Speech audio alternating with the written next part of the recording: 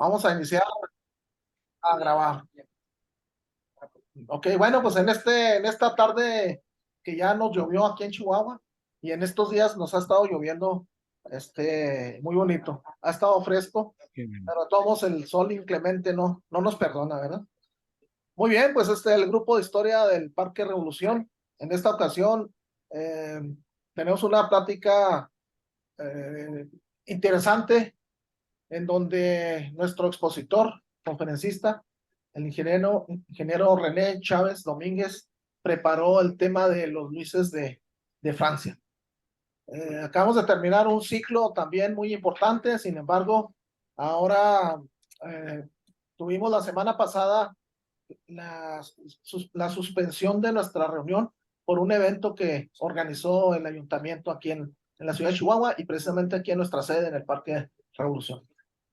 Entonces, antes de darle la palabra a nuestro expositor, quiero comentarles que René no solo es un conferencista, pues ya con experiencia, sino que es un escritor. Tiene 3 libros en su haber, ya muy consolidado en eso también. El primer libro es El Valle, Basúchil, Valle de las Flores, eh, editado ya en una segunda edición. Entonces, estamos hablando de estos 2 primeros libros. Y el segundo libro fue eh, a raíz de su participación que tuvo en la convocatoria que hizo el Congreso del Estado de Chihuahua para determinar, para estudiar, para dilucidar respecto a la cuna de la revolución. René participó activamente, como algunos del grupo de aquí de historia, pero él recabó toda la información y sacó su tercer libro, que se llama San Isidro, cuna de la revolución. ¿Sí? El origen de la revolución. El origen de la revolución. Muy bien. Igual René es ingeniero egresado del TEC de Chihuahua y tiene una maestría que le otorgó la Universidad. Instituto de Sonora. Ok, es el Instituto de Sonora. Entonces, sin más preámbulo, vamos a pasarle los micrófonos a nuestro compañero conferencista, ingeniero René Chávez Domínguez. Adelante, René.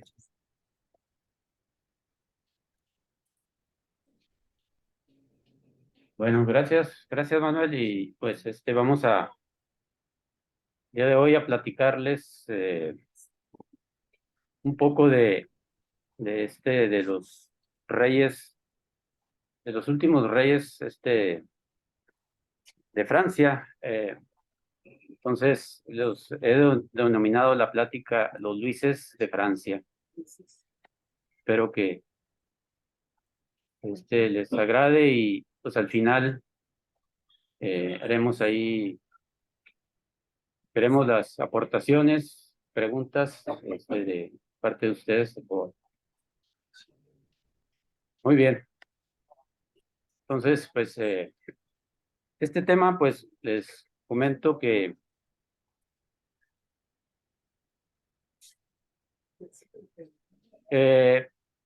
bueno, me salió la idea precisamente, pues, de dar a conocer algo de la vida de estos personajes. Después de que uno visita ahí este es el Palacio de Versalles en París, pues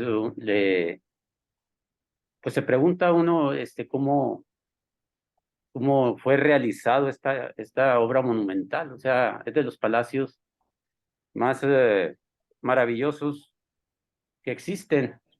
Y en su tiempo, pues era pues una envidia, o los soberanos en ese tiempo pues querían copiar, ¿no? Entonces de ahí, después de ver eso, pues se imagina uno, pues la gente que vivió en ese gran palacio, y pues nos interesamos un poco en estudiar sobre todo los últimos Luises que construyeron y vivieron en el Palacio de Versalles. El Palacio de Versalles está a unos 20 kilómetros del centro de París. En su momento, pues estaba a las afueras. Actualmente, pues ya está dentro de la mancha urbana y pues es un punto obligado a visitar en París. Eh, Toda este conjunto del palacio y los jardines, los canales, etcétera, son alrededor de 800 hectáreas, ¿no? Para que se den una idea, y me imagino que cuando lo construyeron, pues era mucho más inmenso. Y nomás para darnos una idea, por decir, el Chapultepec no anda en 700 hectáreas, anda alrededor de 640 hectáreas. El Central Park de Nueva York, pues mucho menos. Entonces, pues el conjunto de Versalles es muchísimo más grande, ¿no? Ahí, pues, este palacio fue iniciado, su construcción se inició por el rey Luis XIII, allá por el año de 1628 y 23, perdón. Pero la construcción importante del palacio la realizó el rey Sol, Luis XIV. Él personalmente iba y ahí se vivía supervisando, empolvándose inclusive, supervisando la obra para que se hiciera al gusto de él.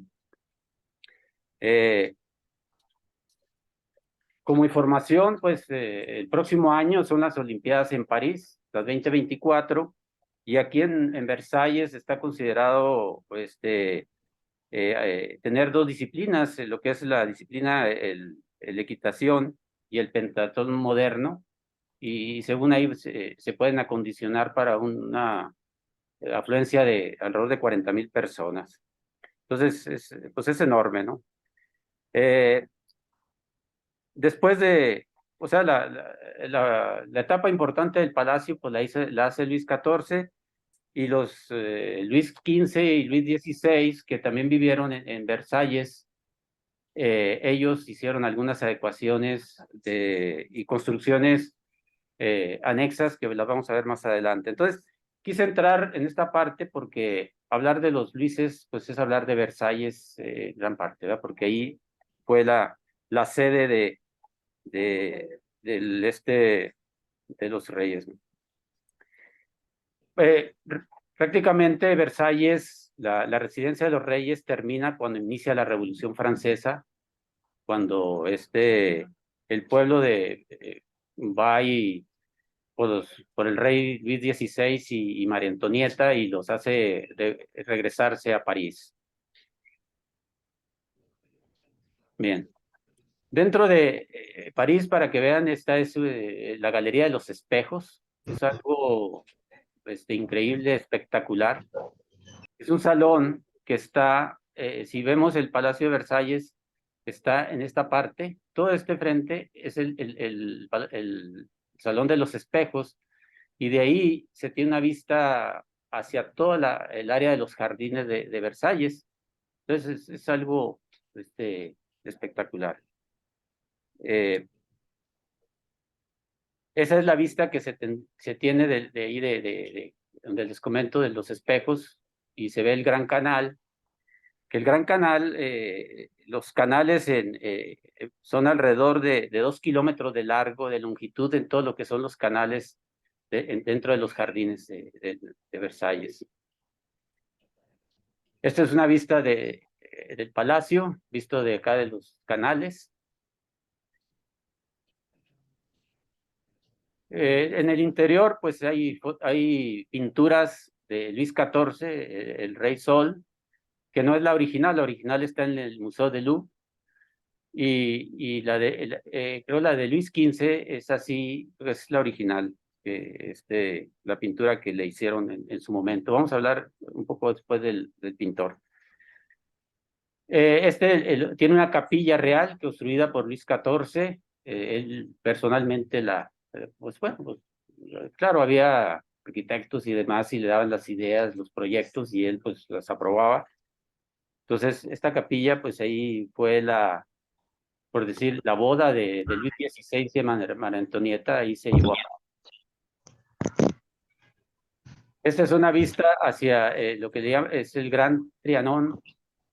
Ese fue construido por Luis XIV y pues es un palacio pequeño que lo construye él para huir de la corte, para ir del bullicio de Versalles, se la construye y fue utilizada después como residencia inclusive del general de Gaulle, de Charles de Gaulle, presidente de Francia.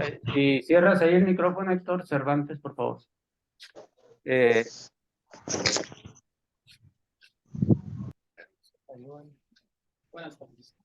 ya lo cerró.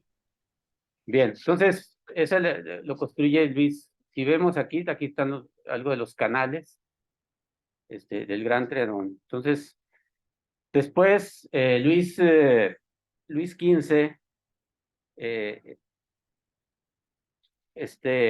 ordena construir el pequeño Trianón también para pues tener como una casa de campo, por así decirlo, y retirarse con sus amantes, porque Luis XV, vamos a ver un poco más cuando veamos, fue algo enamorado el rey Luis XV, y él se iba a sus retiros, sobre todo con una de sus amantes, que era Madame Jubavi, en los últimos días, los últimos años de su vida. Y Luis XVI se lo ofrece a María Antonieta también para que se vaya a sus retiros. Ella se iba por largas temporadas, se retira del Palacio de Versalles, del bullicio, por así decirlo, y ella construye aquí un pequeño, un teatro privado donde iban y presentaban obras para ella exclusivas. Bien, entonces, pues aparte de ser la residencia de los últimos reyes de Francia, Napoleón, por ejemplo, la utilizó como residencia de verano. Aquí se celebraron, si recordemos, los tratados de Versalles dando fin a la Primera Guerra Mundial en 1919. En la mañana del 6 de octubre de 1789, después de 3 meses de iniciada la Revolución Francesa con la toma de la Bastilla, el pueblo se dirige a Versalles, esa fecha, el 6 de octubre, y obligan al rey Luis XVI y a María Antonieta de aquí de Versalles para que se regresen a París, a lo que es el Palacio de las Tullerías. Entonces, después de ese hecho, pues, y durante el resto de la Revolución Francesa, pues Versalles es abandonado y saqueado de varias pertenencias. Y en 1979 es declarado Patrimonio de la Humanidad por la UNESCO. Bien, entonces, pues, quise empezar con esto porque es parte de la historia de los Luises. Bien, ahora si empezamos, el primer Luis de Francia fue el rey de los francos, más bien, es Ludovico Pío o Luis I, hijo de también el rey Carlomagno, que Carlomagno pues estuvo en los años del 768 al 814 y le sucede a su muerte su hijo Ludovico Pío, después llamado Luis I, que es el primer Luis de Francia, desde el 814 hasta su muerte en el 840. Entonces, es el primer Luis de los francos. Bien, la dinastía o sea, de los reyes, vamos a hacer un zoom, viene de los Capetos. o sea, y los Borbones, descendientes de Hugo Capeto. Aquí vemos una estatua en Versalles de Hugo Capeto. Él, pues de ahí viene la descendencia y de toda la familia de los, vamos a ver si sí. Entonces, los Capetos, y viene la rama de los Borbón. Vamos a irnos hacia este lado, porque acá están los Luises de los últimos reyes de Francia, vienen sobre la rama de los Borbón. Y inicia con el rey Enrique IV, que es el padre de Luis XIII, y bueno, y ya viene Luis XIV y demás, ¿no? Entonces, y si, entonces todos prácticamente las principales dinastías o más importantes dinastías reales de Europa son descendientes de Hugo Capeto, que fue rey precisamente de los francos del año 987 al 996.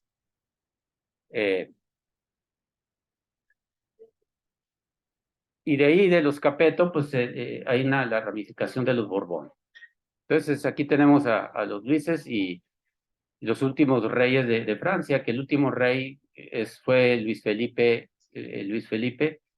después de la Revolución Francesa, después de Napoleón Bonaparte, etcétera. Y lo vamos a ver más adelante con más detalle. Entonces, esta es la rama de los Capeto y de los Borbón. Y aquí tenemos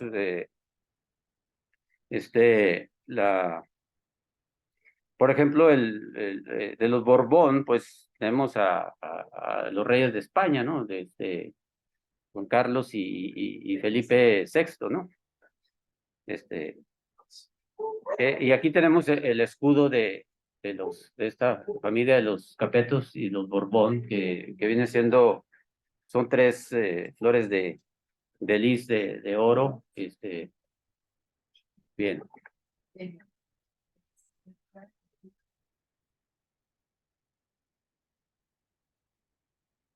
Bueno, aquí tenemos los tres últimos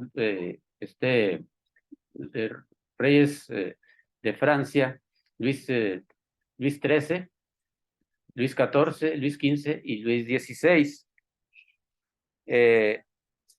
Luis XIII, si recuerdan por ahí la película, bueno, no la película, más bien la obra de Alejandro Dumas, Los Tres Mosqueteros, pues está ambientada en la época de Luis, aunque la escribe en 1844, está ambientada en la época de Luis XIII. Son los mosqueteros de Luis XIII, esa novela de Alejandro Dumas, que se ha hecho películas y series, y está bonita ahí la obra esa, ¿no?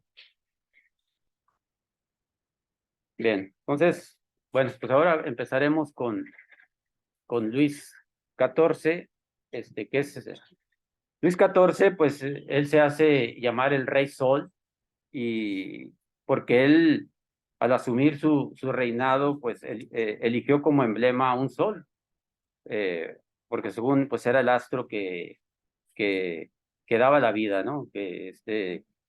Y, y así se le conoció a Luis XIV. Él pues nace en el año de 1638 y fallece en el año de 1715.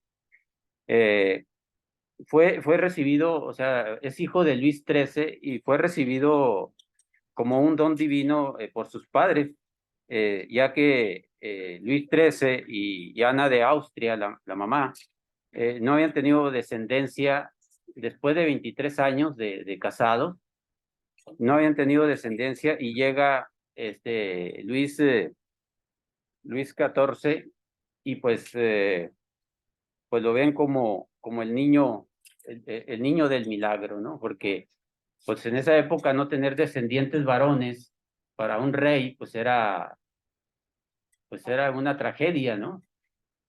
Entonces, había reyes que pues buscaban a otra mujer, se casaban nuevamente para poder tener descendencia, sino pues podría llegar un rey de otro lado, ¿no? De otra.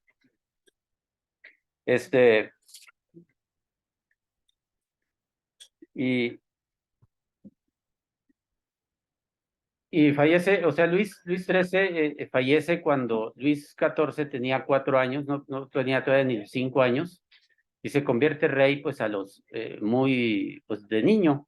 Pero bueno, él toma el poder hasta después. Mientras tanto, pues es dirigido por decir así, Francia, pues se le confía la dirección, pues la toma mm, otras, por aquí tengo el nombre, pero eh, pues un grupo pues de gente, mientras él obtiene la mayoría de edad, y pero mientras pues dirigido por un cardenal llamado Mazzarino, que la mamá se lo asigna para que lo eduque y lo vaya preparando, ¿no?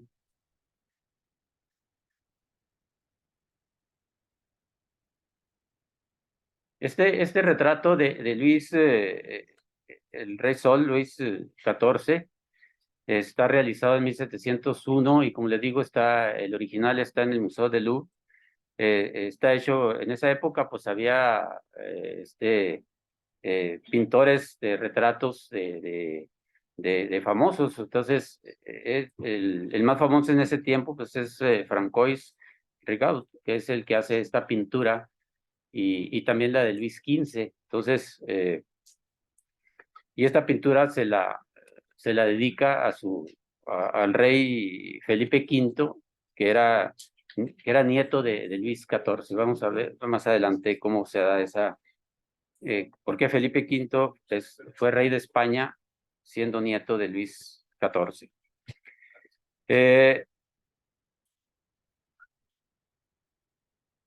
Bien. Bueno, Luis, en esa época, durante el reinado de Luis XIV, que es el más largo de la historia, vamos a ver ahí por la tabla, pero fueron más de 70 años de rey. Pues Francia se convirtió en la potencia más grande de Europa, y durante su reinado pues se libraron estas 3 guerras: la guerra franco-neerlandesa de 1672 al 78. Esta guerra pues aquí pues con el triunfo de Francia pues se convierte Francia en la primera potencia militar, marítima y comercial de Europa. Luego tenemos pues la guerra de los 9 años, de 1688 a 1697. Esta guerra pues fue librada por un lado, pues por Francia, aliados España, Austria, miento, el lado contrario, que era Inglaterra sobre todo, pues estaban con Inglaterra, tanto España, Austria y el Sacro Imperio Romano Germánico.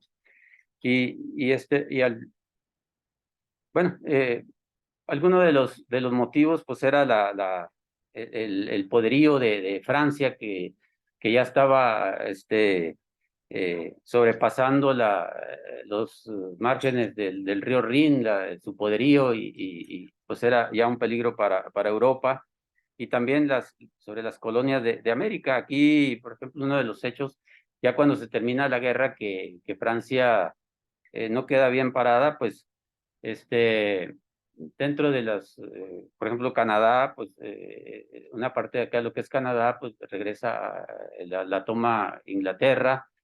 Aquí la isla de Santo Domingo, la parte occidental, pues la cede de España, por ejemplo, a Francia, lo que es actual Haití, ¿verdad?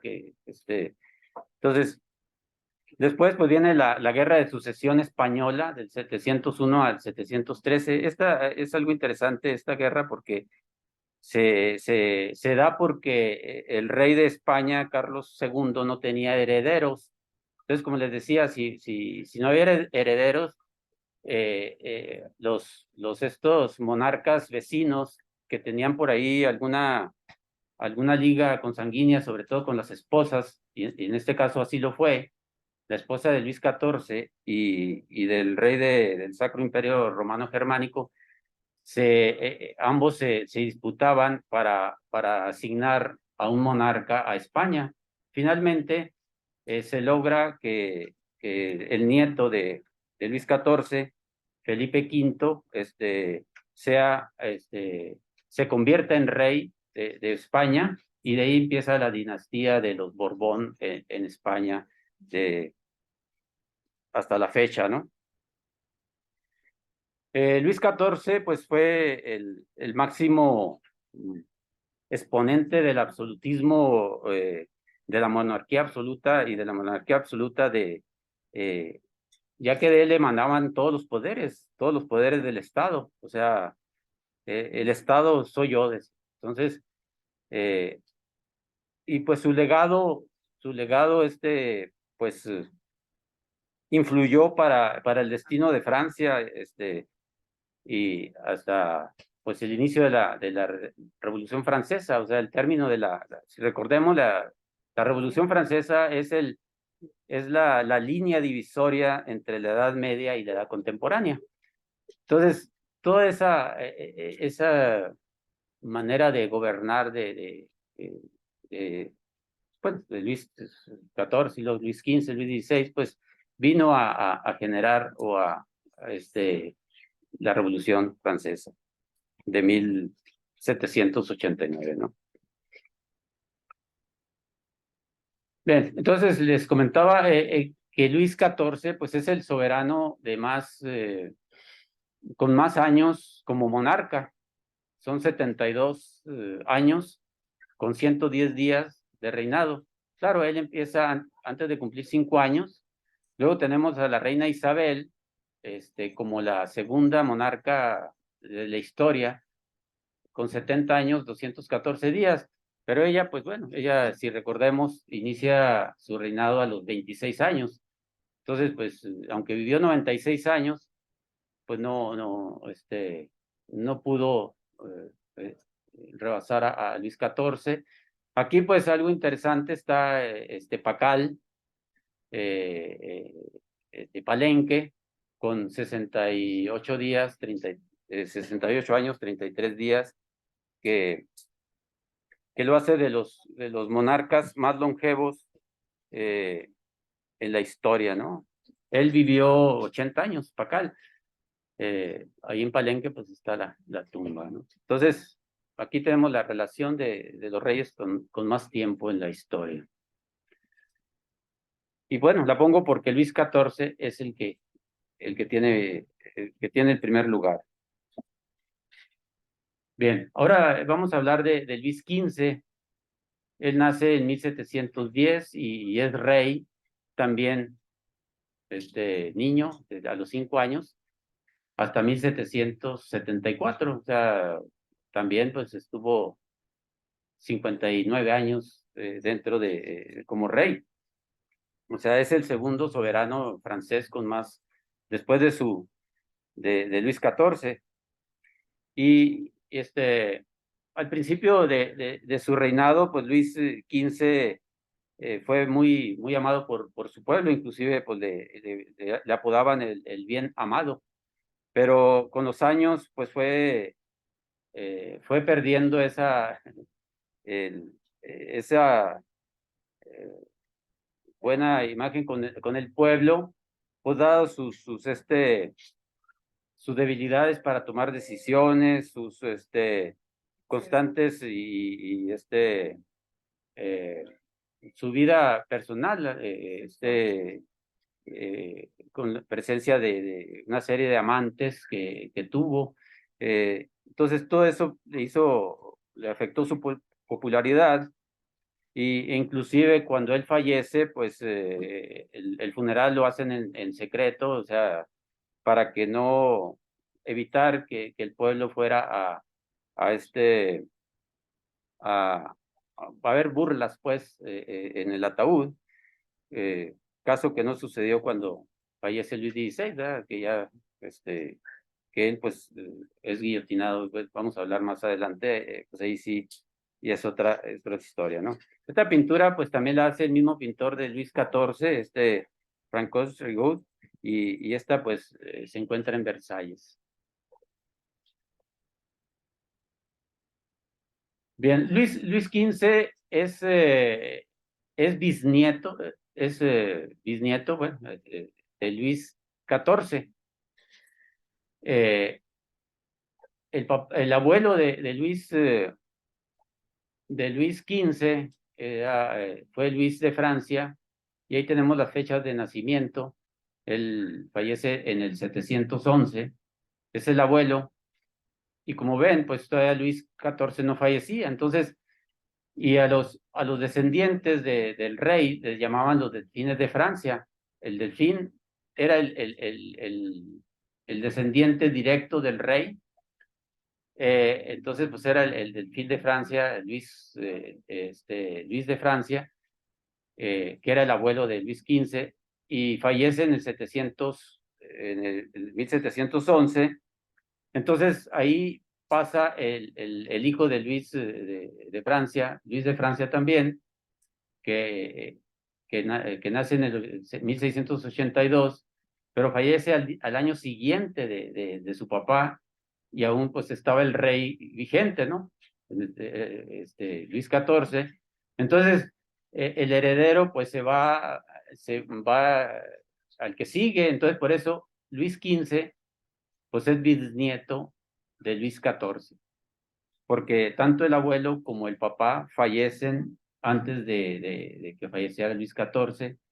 Y, pues, por ejemplo, el papá Luis, de Luis XV fallece, y tanto él como la mamá mueren de sarampión. este, eh, y también el hijo mayor, que era el hermano de Luis XV, que era el hermano mayor, también fallece con esa epidemia. Entonces, a Luis XV lo protegen una, este, eh, sí, lo protegen, y lo aíslan totalmente para que no se contagie. Inclusive evitan, en ese tiempo se usaba lo que era el sangrado de un enfermo, que bueno, me imagino que ese sangrado pues es como para decir, vamos a extraer el mal a través de la sangre, pues era algo que en lugar de beneficiarlos los perjudicaba más, ¿no? Pero así se usaba sangrarlos. Exactamente. Entonces, eh, y pues como les digo, lo protegen, y se salva Luis XV de fallecer. Entonces, aquí les voy a a leer algo que Luis XIV, pues ya en sus últimos años, ya de reinado, ya manda llamar a Luis XV, a su heredero, con tan solo 5 años. Entonces le dice, le voy a leer textualmente lo que dice que le dice Luis XIV, que pues ya estaba en sus últimos días. Le dice: hijo mío, vas a ser un gran rey. No imites mis gustos por construcciones y guerras. Al contrario, trata de tener paz con tus vecinos. Vuelve a Dios lo que le pertenece. Reconócele las obligaciones bajo las que te encuentras. Haz de tus súbditos, haz que tus súbditos lo honren. Sigue siempre buenos consejos. Trata de solventar el sufrimiento de tu pueblo, que me aflige no poder resolver. y 6 días después fallece Luis XIV y Luis XV pues es proclamado rey a los 5 años. Entonces, pues eso que les comento, como que estaba arrepentido Luis XIV de, pues de su gobierno, ¿no? O sea, y le da ese consejo para que pues enmende algunas cosas, ¿no?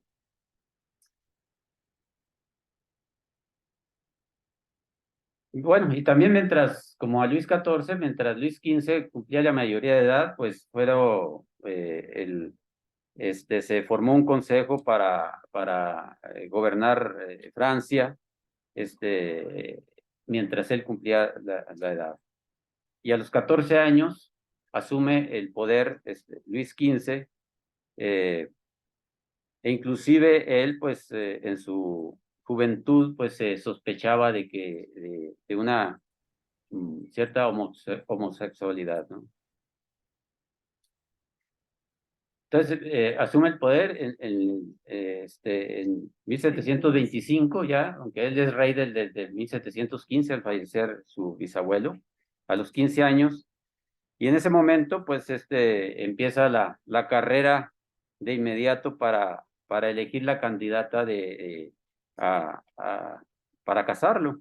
Entonces, pues, se van con todas las jóvenes casaderas de Europa, de la nobleza, y finalmente la princesa polaca María Lesinska es la que es designada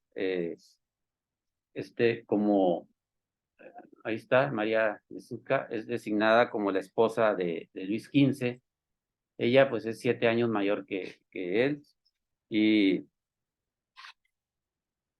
y Luis XV pues vivió bueno, María pues le da 10 hijos, o sea, se la pasa embarazada y dándole hijos al rey. Y después de esto, pues, ella se aleja hacia el Gran Trianón, que vimos ahí de Versalles. Y Luis XV, pues él, pues era, se empieza a conseguir amantes. De las amantes más importantes está María Pompadour y esta Madame Jubagi. Fueron de las principales amantes que tuvo él, eh, y pues ellas le conseguían inclusive jovencitas para tener relaciones.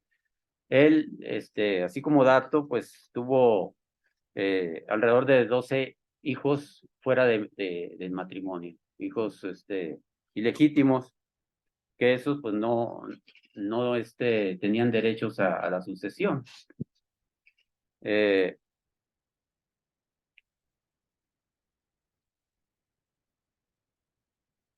Bien, durante el reinado de Luis XV, pues también se dan ciertos conflictos entre Francia y sobre todo Inglaterra.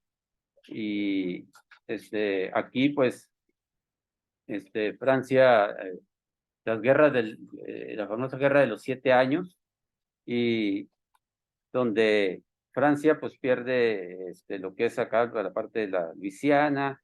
eh, Aquí se ven los colores, esta parte, aquí es donde se crean los conflictos, en la parte de América y el Caribe, en la parte del Río de la Plata, en el mismo Europa, acá por el lado de Senegal, en la India, en Filipinas. Entonces, se dice que esta guerra de los 7 años, pues por su magnitud y por la gran cantidad de muertes, pues fue la primera guerra mundial, o sea, por así decirlo. Entonces aquí, pues, en la India, por decir, eh, le cede a Inglaterra ciertas regiones, y eh, en, en el Río de la Plata, España y Portugal, pues ahí en la parte de Uruguay también se ceden algunas partes. Entonces, pues esta guerra la libra en el reinado de Luis XV. Bueno, pues todos hemos escuchado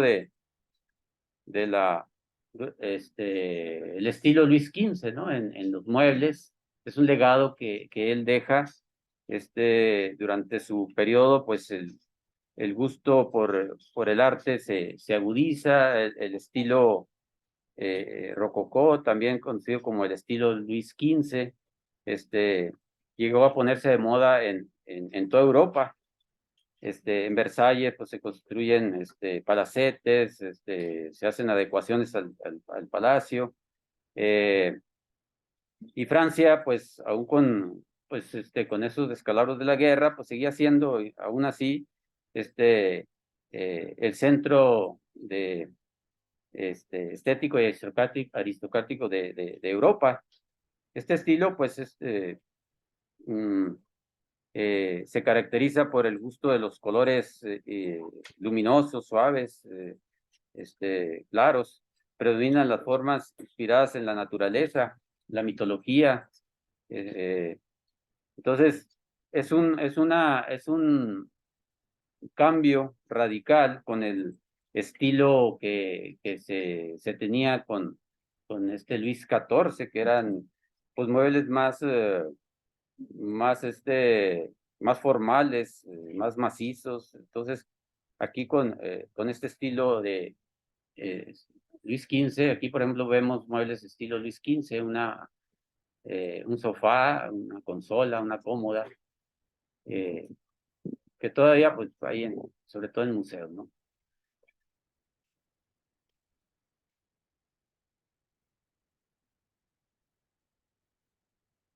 Luis XV pues muere el 10 de mayo de 1774. Él pues empieza a enfermar se le diagnosticó también viruela y sarampión. Y pues igual, ya para estas fechas de 1774, el heredero, que era Luis XVI, el nieto de él, ya estaba inclusive casado con María Antonieta, y también ellos ante esta enfermedad de Luis XV se aíslan del palacio, de la familia real, para no ponerse en peligro. Y Luis XV, pues sus últimos momentos, pues estuvo acompañado de Madame Dupas, de su amante, y no de su esposa, de María, ¿no? María la polaca. Finalmente, pues fallece en esa fecha, 10 de mayo de 1774. Bien, el siguiente, pues es Luis XVI, que nace en 1754 y es rey cuando 1774 a 1793. Muere en la guillotina el 21 de enero de 1793.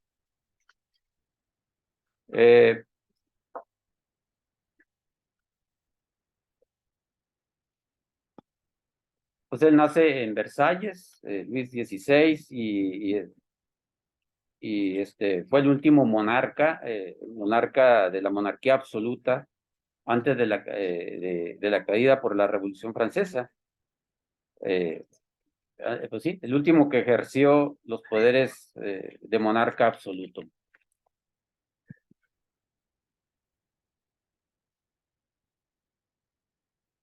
Eh, Luis XVI, pues, cuando ya es casadero, a los 15 años, igual, le buscan en toda Europa, a su esposa y con el fin de tener una mejor relación con Austria, pues va a negociar o a ofrecer, pues, o pedir la mano de María Antonieta de Austria, pues algo que de inmediato se da. Y hay un libro interesante ahí o sea, hablar de María Antonieta, pues es todo un tema y es una personaje muy controvertido en la nobleza francesa, y sería un tema interesante, y hay un libro que más adelante lo voy a mencionar. Es una especie de novela que habla de precisamente desde que van a pedir la mano hasta que es guillotinada, después de Luis XVI, el 16 de octubre de 1793. Ellos, Luis XVI y María Antonieta, se casan en la capilla del Palacio de Versalles, que vimos por ahí. Y,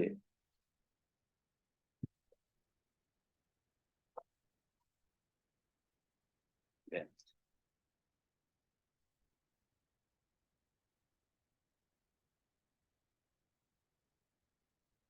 Eh, bueno, Luis XVII, aquí me voy rápido. Luis XVII nace en 1785 y es rey del 1793 a 1795.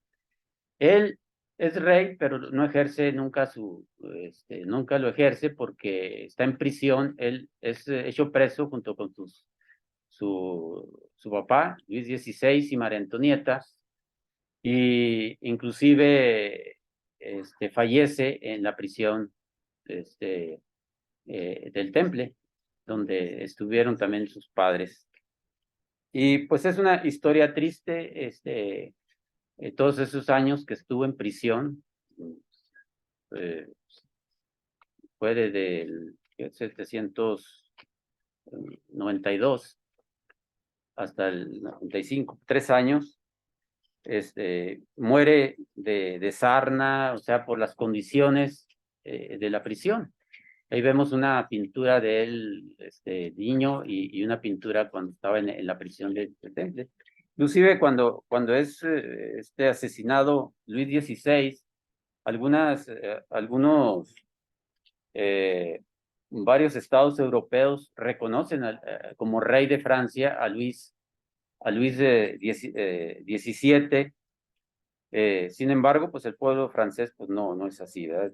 Pero sí, varios lo reconocen como el nuevo monarca de Francia, eh, al hijo del... Bueno, aquí en esta gráfica vemos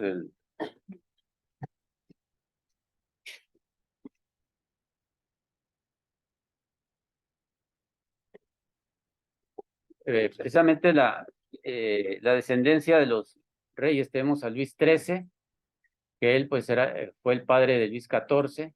Aquí está la mamá.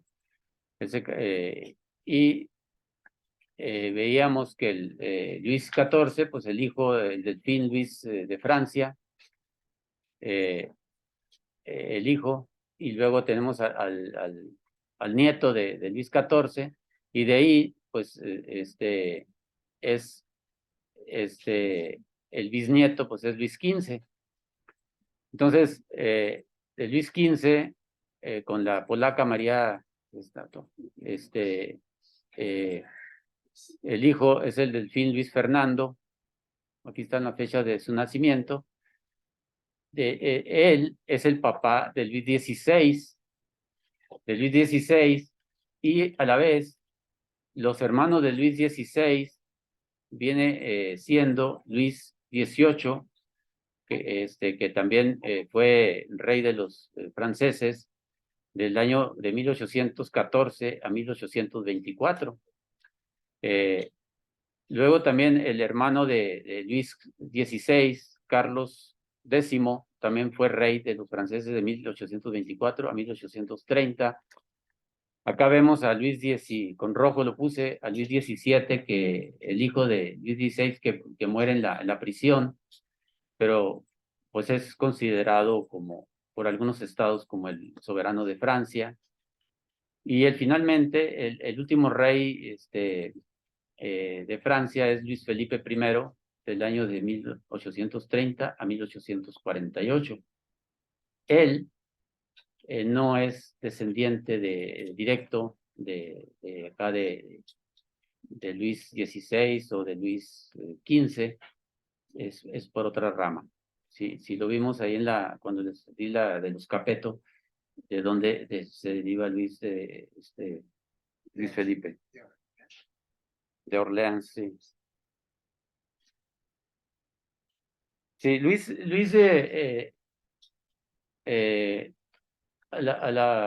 bueno, si recordemos, pues viene la Revolución Francesa, Napoleón se convierte bueno, pues esto es toda una historia, ¿verdad? En cónsul primeramente, después es emperador, al inicio es cónsul y después es emperador, y en ese tiempo Luis XVIII pues es rey, pero exiliado, o sea, no está en el exilio, y cuando es Napoleón, hay intervalos ahí, que Napoleón es expulsado en el 814, regresa Luis XVIII a tomar el poder en Francia, después regresa Napoleón, recordemos, y es se retira, bueno, el Luis de Francia, Luis XVIII, y finalmente, cuando es en 1815, sabemos que ahí con la derrota de Waterloo, después de eso, pues ya se restituye de forma definitiva Luis XVIII como rey de Francia, y pues ya con otra política, ya no un gobierno monárquico donde pues no era absoluto, ¿no? A la muerte de él, pues lo sucede su hermano, digo, Carlos X, y que estuvo del 24 hasta 1830. Y por último, pues el último rey de Francia es Luis Felipe. Él está de 1830 a 1848, cuando pues cuando viene es derrocado pues por la revolución de 1848, cuando se da paso a la Segunda República Francesa, que toma el poder Napoleón III, primero como presidente y después como emperador. Y de hecho, pues Napoleón III pues viene siendo el último monarca francés de la historia. Si recordemos, pues Napoleón III pues fue emperador en la época de Juárez, ¿no? Cuando manda a Maximiliano acá a México. Bueno, aquí, muy rápido, aquí está una cronología de la monarquía absoluta francesa. Muy rapidito, así, ya estamos en el tiempo. El 14 de julio de 1769 es cuando inicia la Revolución Francesa con la toma de la Bastilla. El 5 de octubre veíamos el pueblo se marcha sobre Versalles y toman a pedirle pan al rey, pero realmente los hacen regresar a París, al Palacio de las Tullerías. El 10 de octubre la Asamblea General aprobó la nueva titulación de Luis, ahora como rey de los franceses, no como rey de Francia, y que dice ahora pertenecía a los franceses y le debía de lealtad.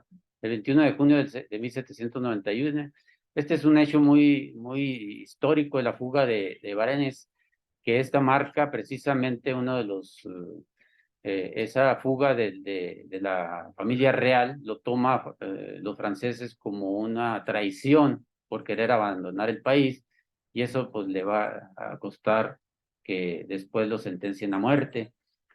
Los reyes regresan a París y siguieron viviendo en las Tullerías. El 10 de agosto de 1792, una insurrección popular derroca al gobierno municipal y asaltaron el Palacio de las Tullerías, y de ahí pues la familia real pues es detenida oficialmente y es enviada a la fortaleza del Temple, a la prisión. El 21 de septiembre de 1792 es abolida la monarquía, despojada de todos los títulos el rey. Y el 21 de enero de 1793, Luis XVI, a la edad de 39 años, es ejecutado en la guillotina, en lo que es ahora la Concord, que era la Plaza de la República. Y el 16 de octubre de 1793, María Antonieta corre con la misma suerte, ¿no? Es muerta en la guillotina. Bueno, aquí ya para terminar, el abanico de María Antonieta, este abanico, por aquí tengo la información.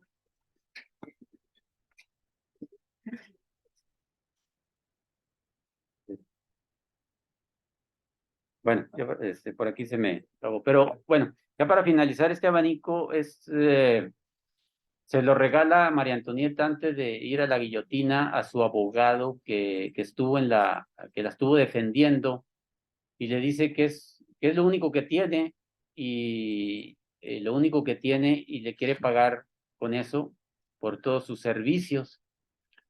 Y este abanico pues es el símbolo de la abogacía francesa. Está ahí es el símbolo. Por ese hecho, María Antonieta a su abogado. Bien, aquí pues tenemos la bibliografía, genealogía de los reyes de Francia, Ivana de Maguillito, París. Y este es el libro que les comento donde si queremos conocer un poco más a detalle la vida de Luis XVI, ya con María Antonieta, este libro está interesante, ¿no? Reina ostentosa y extravagante, de Jean Place. Bien, pues muchas gracias y esperamos ahí sus comentarios.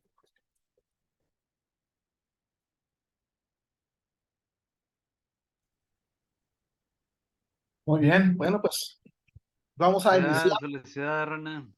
Gracias, gracias. Vamos a iniciar con la sección de preguntas, comentarios, respuestas. Adelante, le vamos a dar preferencia ya a la plataforma, a ver si alguien tiene ahí alguna pregunta, algún comentario. Bueno, a mí me llama la atención, obviamente, que es mucho repetición de Luises. Bueno, y porque yo me llamo Luisa. Y algo que oyendo todo esto, pues me recuerda el nombre de Luisa, de Luis, tiene su origen germánico y su significado es el triunfador de la guerra. Entonces, como que ellos fueron muchos Luises que también estuvieron en guerras, pues digamos, tanto familiares como con el pueblo. Entonces, como que se me hizo muy interesante esa parte, ¿eh? O sea, que tanto Luis, Luis, Luis y Luis, pero muy interesante y muy, muy, muy padre. Gracias. Sí, ok. Sí, pues realmente, pues si bien el Luis XVIII, o sea, hubo 18 Luises, ahí les puse el primer Luis, y bueno, les llamaban Luis Fernando, Luis Felipe. Luis Felipe. Ya se tomaban ya como rey, pues Luis, ¿verdad? Pero también hubo Enríquez, varios Enríquez, Carlos X, hay 10 Carlos. Entonces, les decía de la genealogía de estos reyes. Aquí están todos los reyes de Francia, desde el primer rey hasta de los francos. Bueno, espero que en la plataforma así se vea. Y pues sí, hay varios Luises y Enríquez y Carlos. Muy bien, gracias. Bien. Aquí el arquitecto Duarte, adelante. Hasta ahí, para que déjame. Ah, No, pero es que estamos ahí. Bueno, un comentario muy sencillo. Habría que recordar la famosísima frase de María Antonieta, ya con el pueblo francés con problemas de hambre fuertes, con debilidad militar, porque pues, el rey se dedicaba a reparar relojes en vez de reinar. Y la famosísima frase de María Antonieta fue: si el pueblo tiene hambre, ¿por qué no comen pasteles? Mm. Pues ella, con todos los beneficios de la nobleza y todo, pues era una gran comedora de pasteles. Y es muy interesante. Y otro comentario es que la famosa, pues el rum rum que soltaron de que los Luises también eran merovingios, y los merovingios no significa otra cosa que la representatividad de la flor de lis, Ujú. que significa que eran descendientes de María Magdalena y de Jesús. Obviamente no comprobable, pero encontramos en todos los edificios franceses la flor de lis. Inclusive aquí en la capilla de Pancho Villa tenemos flores de lis. Los Boy Scouts usan la flor de lis también. Y ese es mi comentario. Sí, pues el escudo de ellos, tanto de los Capeto como de los Borbón, pues, tres flores de lis, ¿no? Muy bien. Adelante, Manuel Alderete. Sí, bueno, si no es un comentario que no tiene mucho que ver con los franceses, pero con los alemanes. Siempre ha habido una lucha entre alemanes y franceses a ver quién es el mejor. Y la historia de Luis II de Bavaria, que ya cuando la época, ya en 1880, para allá, cuando ya los reyes ya no era, como dicen acá, ya no era lo importante, pues se hace rey de Bavaria. Y se gastó buena parte del presupuesto de Bavaria. Está medio loco ese rey, le dicen el rey loco de Bavaria, pues se construyó castillos y se construyó cosas que se hacían en la Edad Media y el Palacio de Versalles lo copió tal cual, se llama el castillo Herrenchiemsee ahí en Bavaria, y total que se gastó un dineral en castillos, en cosas de reyes y todo eso, hasta que al último una rebelión ahí del pueblo y alguien lo mató. Y pues en aquel momento todos decían que era un gran pues defraudador porque se había gastado dinero por la renta ahorita Alemania y sobre todo Bavaria, pues vive mucho del turismo y casi toda la gente va a visitar los castillos que hizo el rey Luis II de Bavaria. Entonces es un fenómeno ahí de copiar, pero lo copiaron bastante bien, y muchos de los castillos nunca fueron habitados, ¿sí? Los construyeron, los terminaron y al rato ya falleció mataron al rey Luis II. Pero pues era como tratar de copiarle a los franceses, y sí les copiaron bien. Sí, esa parte Bavaria, que es ahora de España, ¿no? Es por la parte de San Sebastián. Y No, Alemania, sur de Alemania. Sí. no, ok, sí, tienes razón, es en Baviera, ando con Baviera, esta parte acá de España, que también el rey de Francia era reina de Baviera, ¿no? Que es esa parte también tiene mucha influencia francesa, ahí San Sebastián de España, es pues hazte cuenta como si fuera una parte de París. Muy bien.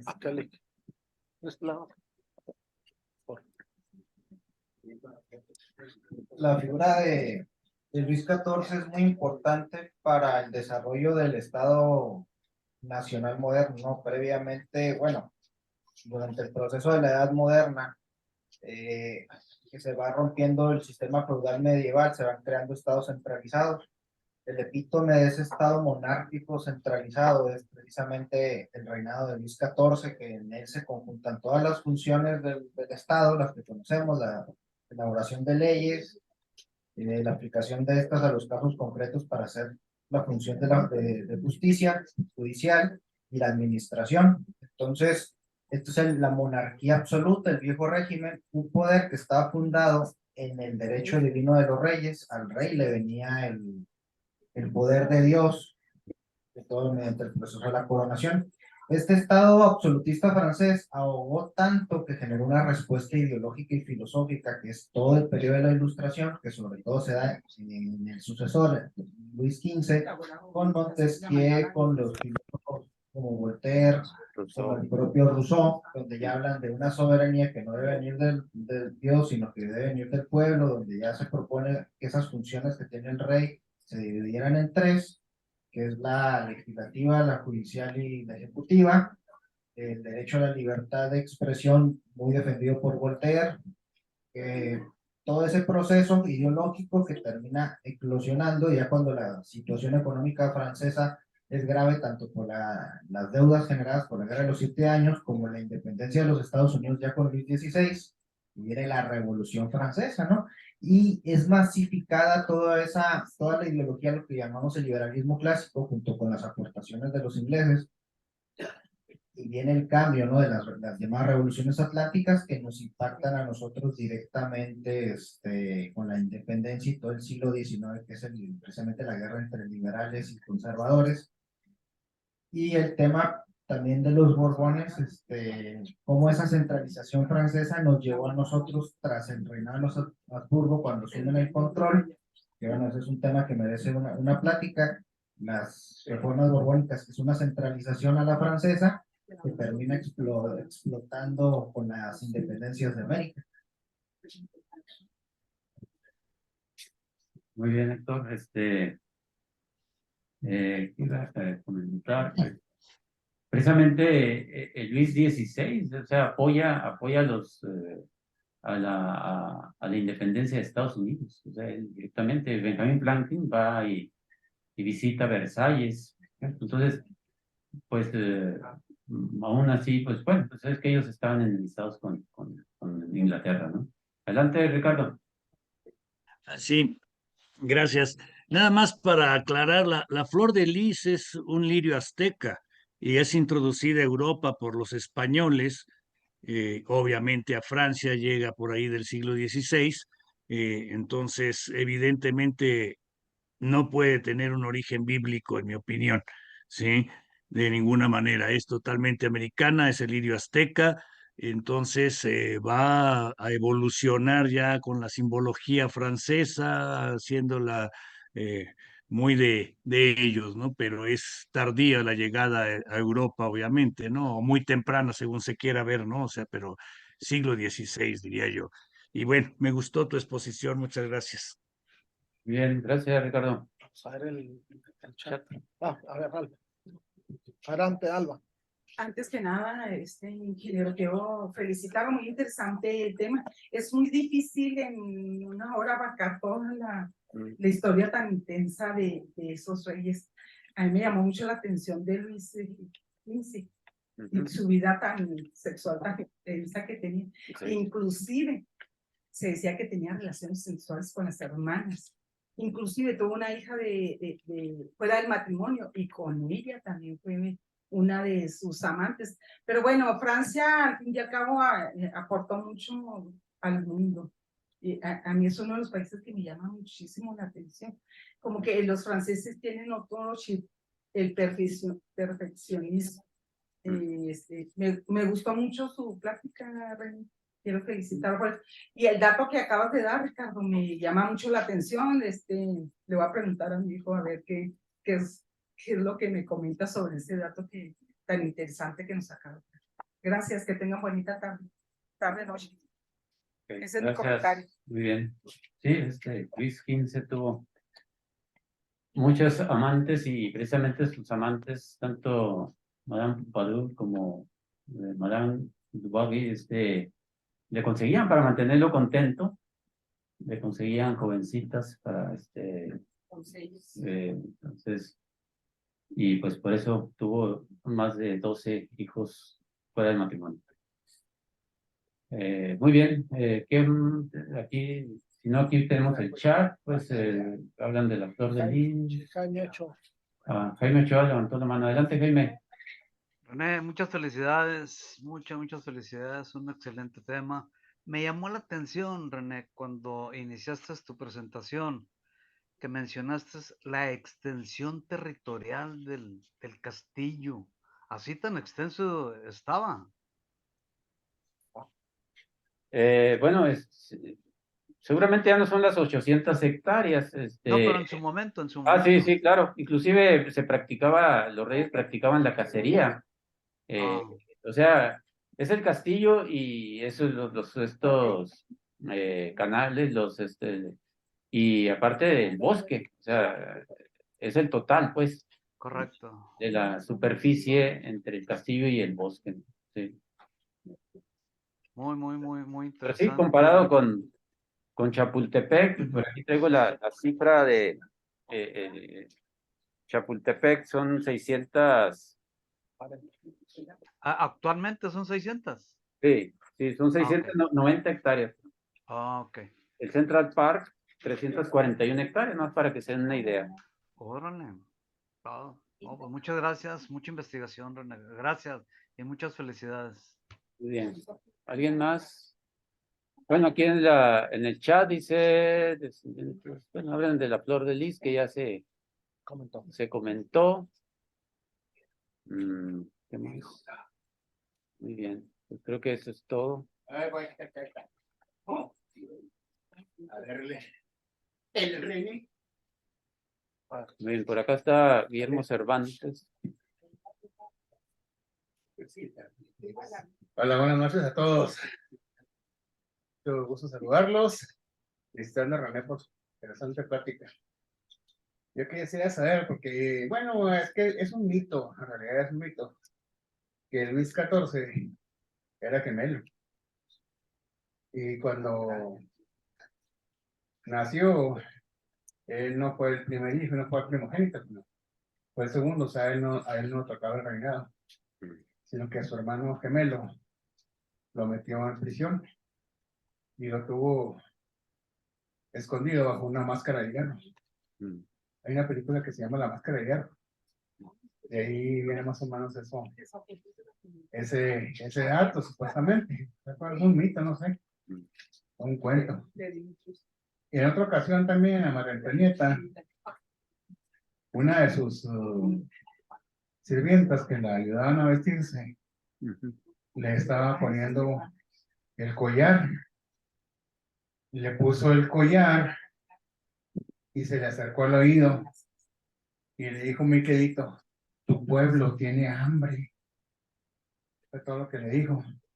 Pues no, esa sirvienta ya no la volvieron a ver, se desapareció. Y pues sí, o sea, hay mucho de qué hablar aquí. Gracias. Muy bien, ¿no? Pues eso del gemelo de Luis XIV, bueno, la película sí la he visto, el hombre de la máscara de hierro, ¿no? DiCaprio, que es de los mosqueteros, pero pues es novela, ¿no? Muy bien, ¿algo más? ¿Alguien más? Bueno, pues les agradezco ahí su participación y ¿no? Bueno, para seguir con el programa, vamos a dejar de grabar en este momento.